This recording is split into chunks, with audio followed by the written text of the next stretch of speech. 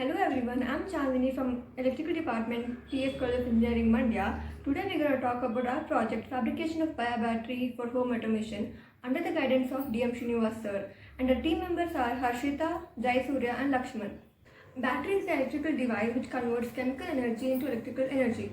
The battery which we use right now it's chemically based, which consists of mercury and lead, which is very dangerous, and also there is a chance of explosion also, and which is not environmental friendly. So to overcome this problem, we'll be using bio battery.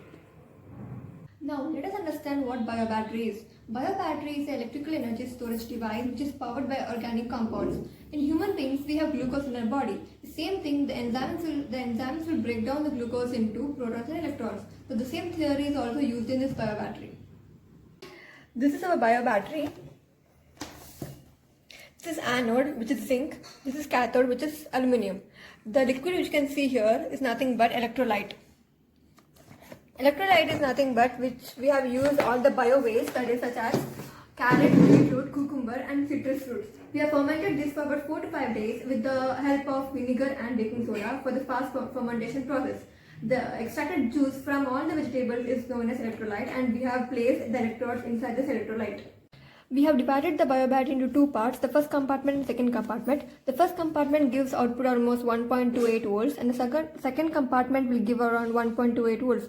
Combination of this will get around 3.56 volts. We also have voltage regulator here because to stabilize the voltage, because there will be a lot of fluctuations sometimes. To stabilize the voltage, we are using voltage regulators. So this is biobattery. We have used almost 500 grams of vegetable waste. So the outputs which we have got from this biobattery will be given to a LED light. So we can tell that out of 500 grams of vegetable waste which we have used, it is used to light up an LED. Now I'll tell you about the connections of the whole project. The energy supplied from the bio waste is given to another battery through a data cable. The battery is of 3.7 volts and 300 mAh. This battery is in turn connected to the trickle circuit. The trickle circuit is used to slowly charge the battery and to prevent the overcharging of the battery. Trickle circuit is given to the microcontroller, which is in turn connected to the LED and motor, DC motor, through a relay module. We have also implemented the biobattery for home automation process in a small scale by taking DC motor and LED. Here we have taken microcontroller which is connected to a battery which is supplied by a battery, and where this battery is given some energy from the bio waste. We have linked microcontroller to mobile Blink software using a mobile hotspot. We have set Blink software for two applications, one is fan and one is LED. We can control both DC motor and LED with the help of manual mode or automatic mode. Now we'll see how the LED is controlled using a Blink software. Now let's turn on. The LED lights get on and that's off using manual mode. Now it's on. Let me off it. Off. On. The same theory can be used to control the home appliances in a large scale.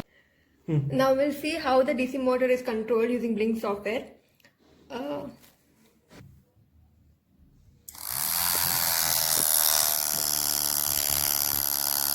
Here the DC motor is running. Let me off it. Again and on.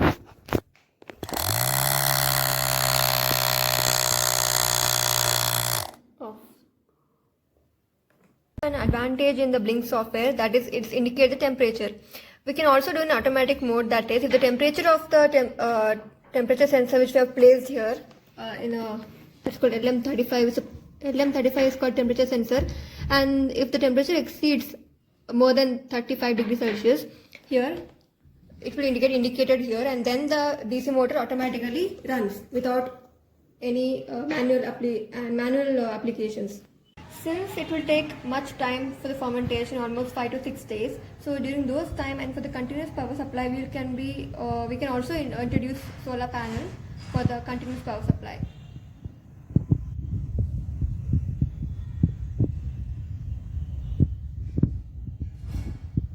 Here we have used only 500 grams of waste and we are able to produce only 3.56 volts. So if we use it or if we do it in a large scale or take around tons of bio waste, and we can produce more electricity which will be utilized for the home appliances. The remaining part will be explained by Jai Surya. Hello everyone.